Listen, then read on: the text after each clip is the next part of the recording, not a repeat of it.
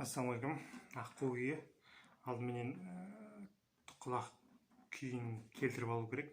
Бұл қазақта теріс бұрау дейді, музыкалық тілмен айтқанда квинта бұрау. Асты соль, үсті до. Ал бізде кәдімгі мысалы ай бал бұрауын болсын. Андай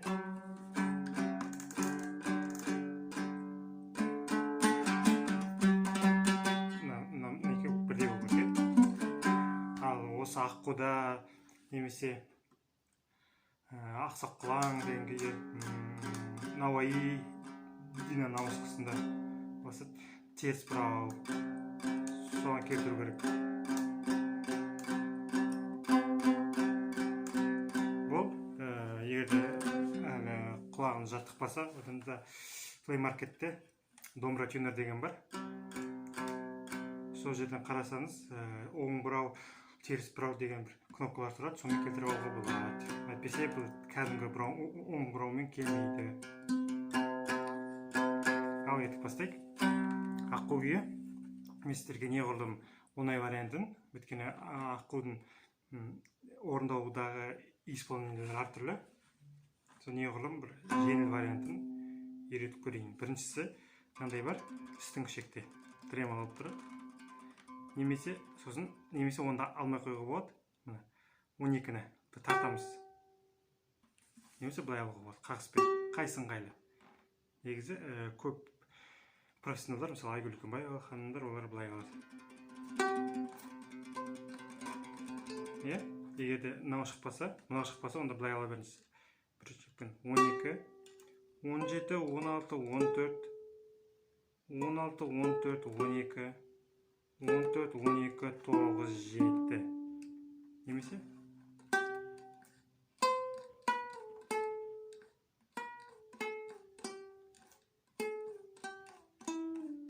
Деймізде, мына екеуін басамыз.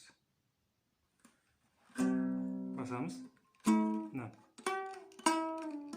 Деймізде, мұны басқанда негізі қағысы орама қағысы. Егер ол қиын болса, кәдім қағыспен ала беріңіз. Сосын 10, 9, 7, 5, 9, 10, 12, деп, мынау барлық кіріспесі болады. Енді мен сізге ойнап берейін.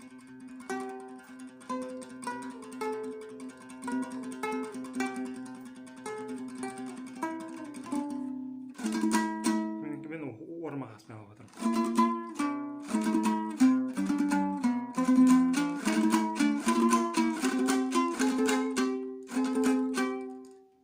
Дегеннен кейін енді ары қарай бәрі стандарт кетеді. 12, 15. Вот, бірақ 15 басып тұрамыз. Жоғар қағыс алғанда бұлай тартып қаламыз 12-ке. Сонда үстің кіші көрінді ме? Сонда бұлай болады.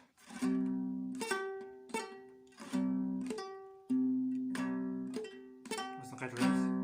Енді 17, 14. Қайталаймыз.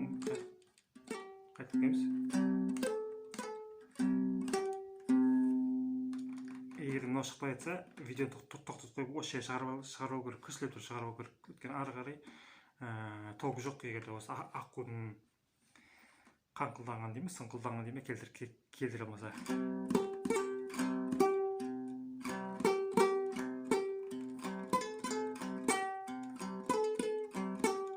Енді ары қарай 14, 10.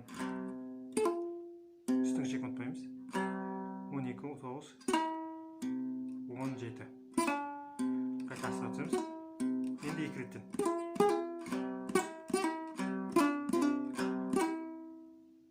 Деп бастығамыз да. Ашық. 4-ге 5-ге. Енді 2.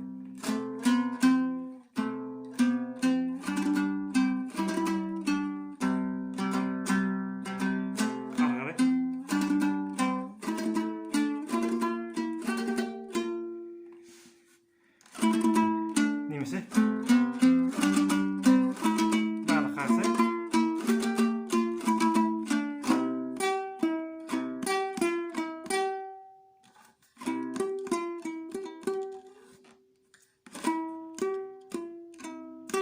деп салса болады.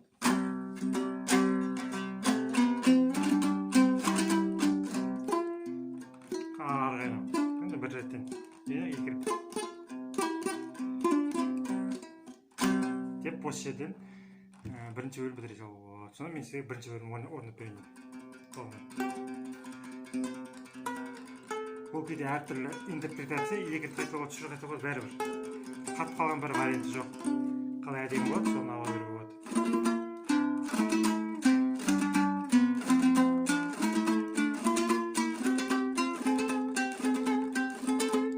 Үш рет алсаңыз да болады, әдемі.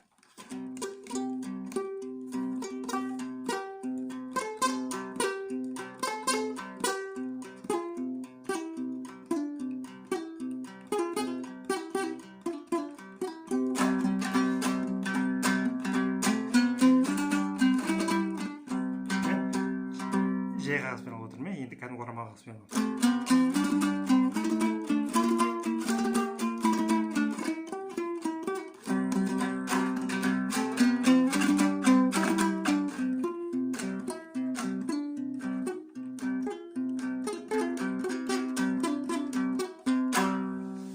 Деп алдық қой. Енді екі саусақпен 12-ші пернені қағамыз. Мынау қиын енді. Бірақ онсыз болмайды.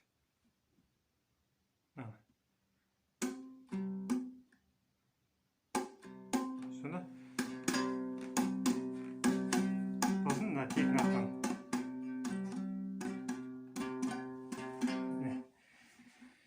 Бұлай шығады. Асты үсті.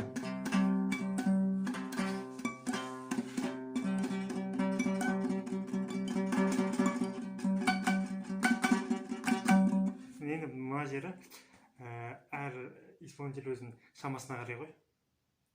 Егер сіз домбыра иындауына үйреніп жүрсеңіз, қиындау болады. Бұны кәдімгідей колледж, музыкалық колледж, консерватория бітіргендер ғана күшті алады. Шыны керек. Бірақ для себя ойнап жүрсеңіз, мысалы бір өзіңізге бір оңғайлы, бір оңтайлы вариант табуға болады. Мысалы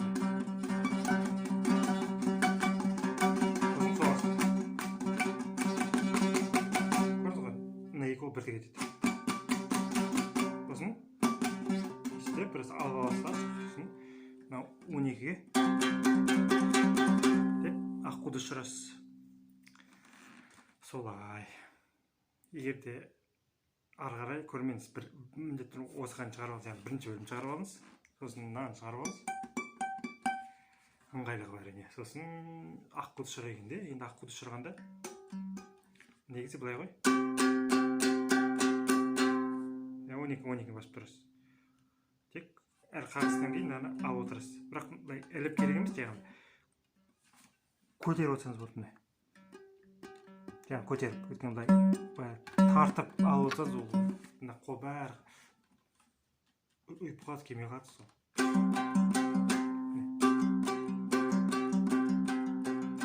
Жылдам қойды былай.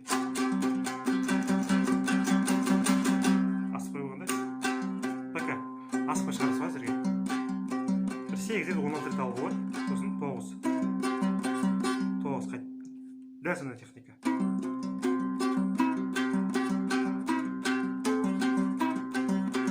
9, 12, 14, 12. Бұл жерде әртүрлі вариант бар, мен сіздерге бір вариантты ғана үйретейін. Сосын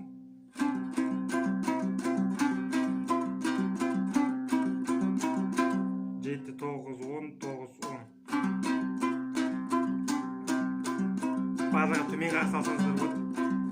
Енді ары қарай алдық қой. Сосын барлығын қосайық.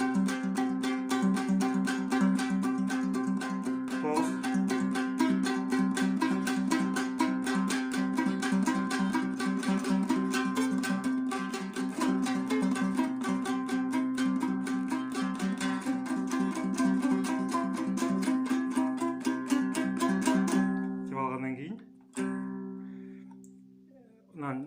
Соңғысы 7, 9, 10, 12, 10,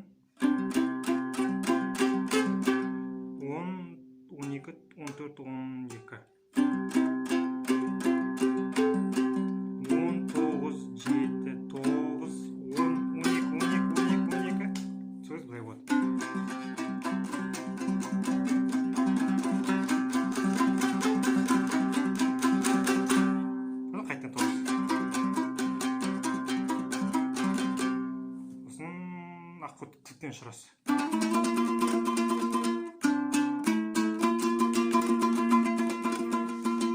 Деп алғаннан кейін немесе ашық қалып отыр.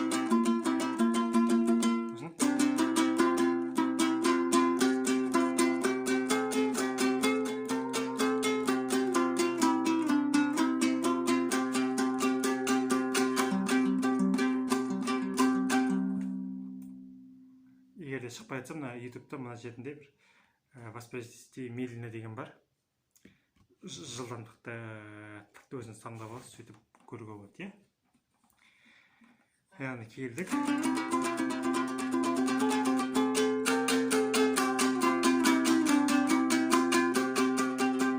Дегеннен қайтадан бастамыз.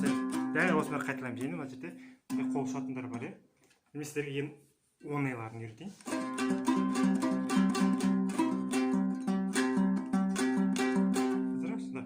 Тоғыз аламыз, сосын 12. 9, 12, 9, 12, 12, 12. Бұл бір варианты. Одан кейін мынандай алып отыр. Насосатаңыз жақсы жұмыс істесе, 9 алып қаласыз. Былай кетеді, көрдіңіздер ме? Хоп.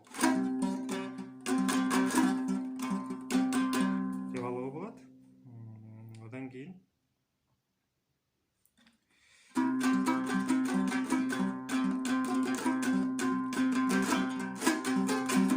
деп ала бересіз. Сосын мына жерде мынау үшін мен за вторым разом алып отырмын. Осыған мән беріңіздер. Біріншісінде қол шығып керек емес, за вторым разом. Қол сейсіз да, мынау ұстап тұрасыз. Домбыра қол кетпеу үшін кәдімгі қағыс. Енді бір кісілер астына барғанда барлығын алады, қайтын оралады. Егер техниканы жетіп тұрса, онда былай ала берсін. Мына қолдың ебіне байланысты. Сосын қайтын шығарсыз.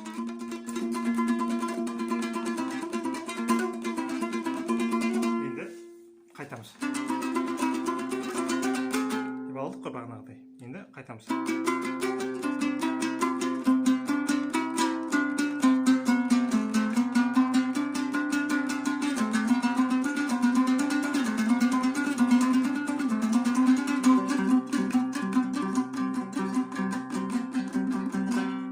Төрт, бес, жеті, бес, жеті.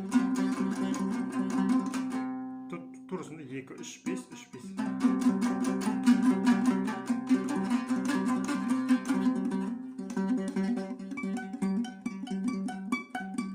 Мына жерде 4, 5, 7, 4, 5, 7, 5, 7. Аспай айтасыз. Дегеннен кейін 5, 12, 17 немесе 5 деген астыңғы бірге, 12 дегенде үсті, 17 асты бірге. Үшінші вариант. Айгүл Күнбай апамыз алдыға, үсті өзіңізге, 17 халыққа.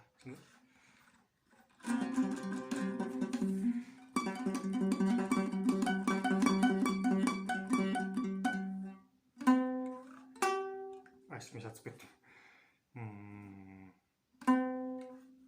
Сыртқа деп аяқтауға болады. Осылай.